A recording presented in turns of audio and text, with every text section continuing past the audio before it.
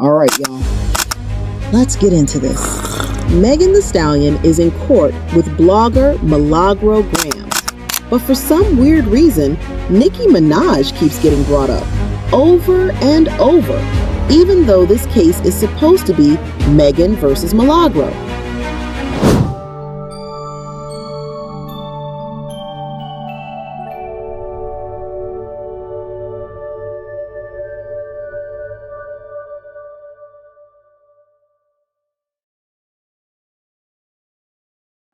All right, y'all, let's go over exactly what Megan Thee Stallion said in court today, because these tweets have everybody talking. Here's the first tweet. Milagro's lawyer, Jeremy McLymont, asked Megan Thee Stallion about Nicki Minaj's Bigfoot track dissing her. Megan testified, quote, "It was just so silly in the beginning. I couldn't get through it. I just feel like it wasn't something I wanted to keep listening to." And then came the follow-up tweet, the lawyer's response.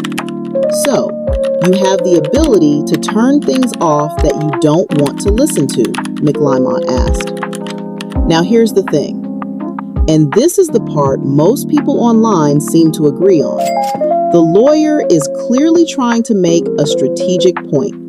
He's basically saying, if Megan can choose to turn off Nicki's diss track, then she can also choose to ignore Milagro Gramms' commentary. And a lot of fans think he's using Nicki's music as an example to show Megan has control over what she pays attention to. People also feel like this case is getting sidetracked because instead of focusing on Megan versus Milagro, Nicki keeps getting pulled into the conversation. And honestly, most people online agree that the court should stay focused on the actual issue. But at the same time, they understand why the lawyer brought this up. It's a tactic, a way to show Megan isn't being forced to see anything she doesn't want to see. Whether you like Megan, Nicki, or neither, the general reaction is the same. This case is getting messier than it needs to be, and Nicki's name keeps coming up in places where it probably shouldn't. All right. At this point, I don't know if this court case is about Megan and Milagro or Nicki and Megan, because Nicki keep getting brought up. During court today, Milagro Gramms' lawyer ended up asking Megan Thee Stallion what she felt about Nicki Minaj's diss track, Bigfoot. Megan testified and said, "It was just so silly in the beginning, I couldn't get through it. I feel like it just wasn't something I wanted to keep listening to," Megan said. So Milagro Gramms' lawyer ended up asking, "So you have the ability to turn off things you don't want to listen to?" And so then Megan said, as it pertains to Nicki Minaj, yes. Now, during the his Bigfoot back and forth, a lot of people were saying that, oh, well, Megan Thee Stallion is not responding and she didn't even listen to the diss track. And so this statement now proves otherwise, and she did listen to Bigfoot, and her friend said that she was very upset when she listened to it. Now, this all comes shortly after Megan did admit that his was about Nicki Minaj. Many fans and media outlets tried to gaslight people into thinking it wasn't about Nicki and that it was about somebody else and it was about Drake. Now, the problem with her admitting that his was a diss track towards Nicki Minaj is the fact that Megan said she doesn't know where the beef came from and she doesn't know why Nicki dissed her for the most part. So acting as though you don't know why Nicki Minaj did all that and released the diss track after you're admitting that your song was in fact a diss to her, that's not fair, Megan. You cannot do that. No shade. It's fair game. Bigfoot was fair game. Now, Megan did say in court today that she has a few more lawsuits that she's going to file, and people think that she's trying to get Nicki in court. And I'm guessing people are simply saying that off the premise that they have been bringing up Nicki for the past few days in the courthouse. But I don't think that will work because they kind of went blow for blow. Just like with the Kendrick and Drake thing, there's no legal binds to diss track, it seems like, anymore. So that would be difficult. But I'm guessing she about to take the other streamers to court. Y'all let me know what y'all... Chrisean Rock did an interview where she claimed she slapped Coi Leray with her phone. Yes, slapped her with a phone. And this blew up even more because Blueface recently said Coi Leray is his favorite ex and Chrisean is his worst ex.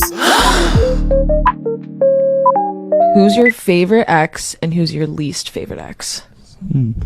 I want names. Favorite ex? Flits, right? My favorite ex is probably I ain't gonna lie, I miss Coi Leray, a little sexy. I didn't know you guys dated. She's really beautiful. Who? You said Coi Leray? Yeah, she's beautiful. Oh yeah. Yeah, I miss her a little. I ain't gonna lie. But that's probably my favorite one. And then my worst one.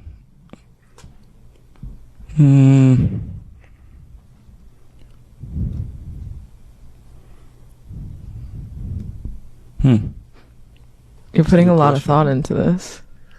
Yeah, that's a big title right there. Worst. It could be tied. It could be tied. It could be between two. Worst one? I ain't even had that many girlfriends, to be honest. We're gonna go with Chrisean. It's probably my worst ex. Okay. I actually have mad love for Chrisean. I don't know what your standing is, but she was always very sweet to me. So Nah, she's cool. I don't mean to take sides, but like, nah, it ain't no sides. She's cool. Okay. I only say worst just because she's there's no line with her, so she's just gonna go for sure. Yeah. I had the same Chrisean grabbed my phone and slapped the shit out of her in her face with it. So then they grabbed her up. So Glow. So here's Chrisean's side of the story for the people who care. She says she and Coi were cool. They linked up in her apartment, talked about doing music together, and planned to hit the studio. But then Coi started asking questions about Chrisean's relationship with Blueface. Later, Chrisean says she saw messages between Coi and Blueface that made her feel betrayed, especially because she was the one who introduced them. That's some nasty work. Right. I got 300,000 followers. Coi Leray had this song out, right? I'm showing mad love. I love Coi Leray. What? Bitch, pretty, everything. Tomboy chic. That, bro, we the same people. That's how I looked at her when I fucked with her, right? Mm-hmm. Cool. All right. I bring her to my apartment. My apartment don't got shit but a TV. But my apartment, I never got to move into it because I blew up and then Blueface ended up signing me to a house. That Blue Girl's house. All right, cool. Yeah. So she came to my trapped apartment. We about to go to the studio. She said, let's get on a track, da-da-da-da. We hit it off. We locked in. Mm-hmm. Like, all right, cool. You know, she asked me about Blueface and shit. Like, how is y'all relationship? I was like, shit, well, I get money with him, but we fucking. So that's what you asking. I kept it G. But I was like, it's not that serious. I didn't know she was asking for her way to make her move. But I didn't know no move. All right, cool. Go through this nigga phone. I see how she talking to him, right?